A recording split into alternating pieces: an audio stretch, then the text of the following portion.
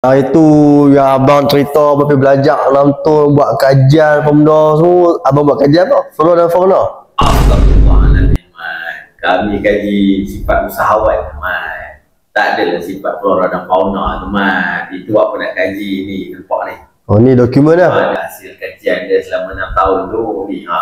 Berat ni, Mat. Ni, kalah muka, Mat. Berat dia. Abang murid nakal 7 ni herok tengok lah. Rekod. Ni nampak dalam berat. Nak baca? Abang jangan pandang saya sebelah mata lah. Dua mata pun dah handsome, sebelah mata patah lagi. Bukan, Mat. Bukan tak. Aku dah tahu dah. Aku bagi besar ni mesti hati tidur dia. Saya akan baca lah. Ya ke? Nak baca apa? Muka depan tu Aku dah ada sikit dah tu. Kalau nak air juaha ni senang-senang je, Mat. Tak payah baca. Meh aku air juaha. Cantik. Setiap hari Khamis malam Jumaat kita akan ada sesi pembedahan tesis ni lah. Kita akan ajar ataupun kita akan bedah tesis ni untuk tetapan umum lah. Secara live di TikTok dia saya juga. Bagi yang berminat tu boleh DM kami.